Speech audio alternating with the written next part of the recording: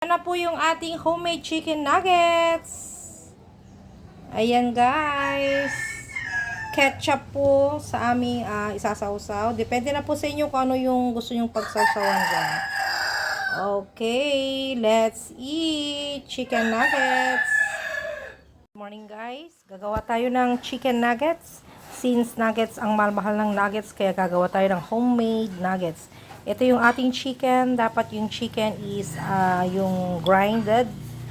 Ayan, oh. Naginiling siya at chilled. Malamig siya. Ayan. Tapos, bawang. Dapat yung bawang natin is powder. Kaya lang wala tayong powder. Then, egg white, sugar white, cold water, cornstarch, paminta. Dapat white paminta pero wala tayong white paminta. Then, milk. Okay, mix-mix lang natin to. Ayan. Ito, bawang. Ginawa ko sa bawang, ano na lang, in-slice ko ng maliliit. Ayan, imbis na kuskusin ko, kasi wala akong pangkuskus, ganyan na lang siya. Then, sugar, white sugar, hindi siya brown.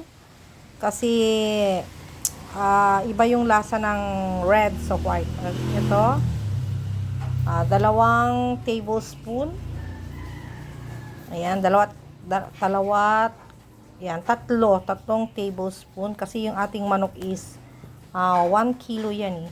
Okay, then cornstarch. 2 tablespoon na cornstarch. Ayan. Then, yung ating powdered milk. Lagyan natin ng powdered milk. Okay. Any powdered milk. Pero sa akin, ginamit ko is ito po yung ating ginamit. Ayan. Kahit 2 to 3 tablespoon na powdered milk. Ayan. Depende na sa inyo guys. Sa panlasa po ninyo. Okay. Of course, asin. Lagyan natin ng asin. Ayan. Ating paminta. Dapat white pepper, pero wala tayong white pepper kasi ito kukulay daw siya. Kukulay yung puti, hindi siya kukulay, pero di bali homemade naman siya. Pang sarili namang kain. Hindi natin ibebenta, pero pwede rin itong pambenta. Pero syempre gamitin yung white paminta. Then egg white. Okay. And then cold water, 1/4 cup. 1/4 cup cold water kasi cold yung ating chicken. Yan, cold. Okay, then i-mix na natin to. Ayan, mix well. Okay, ganito yung chicken nuggets. Ito pwede nyong i-preserve para next day. Pwede rin yung i-cook. Ayan. Pwede siyang i-freezer eh. Ayan. Okay, mix natin siya.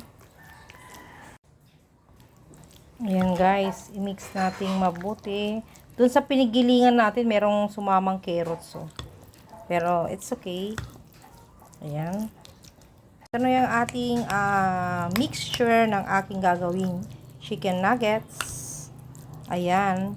Gagawa tayo ng nuggets na i-cubes natin siya manually. Pero pwede nyo siyang ilagay sa isang baking pan. Ayan.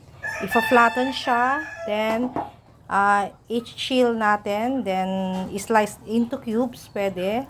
Pang-preserve you for the next day na magluluto ulit. Okay, sige. Ito, gagawin muna natin to. Ito na yung gagawin nating nuggets. Ito ko lang tayo ng spoonful of chicken.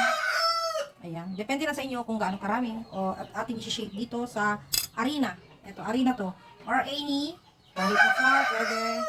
Ayan. Since malinis yung kamay natin guys. Okay. I-shape natin into cubes. Para ano siya. Parang nuggets. Parang malaki yung aking nagawa. Ayan.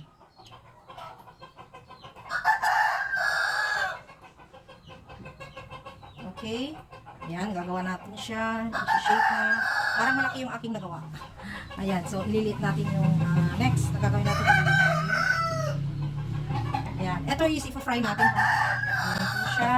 Ito na yung ating nuggets na ginawa into cubes. Ipiprito na natin to guys. Okay, then igagawa.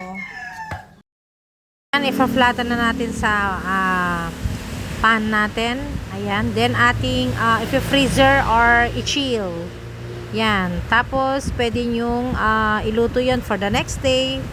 Tatagalin ng 2 months. Slice nyo yan, then hati-hatiin into cubes. Ayan. Kaya, pwede yung i-freezer yan. Okay. Meron na kayong stock. Ayan. Okay. Na-flatten na natin siya. Pwede nyo yung meron na kayong stock. Mainit na po yung ating mantika. Ilalagay na natin yung ating nuggets. Ayan. Iprito na natin siya.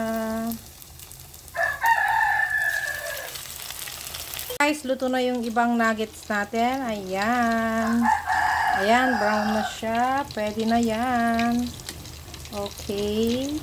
Yung ating chicken nuggets.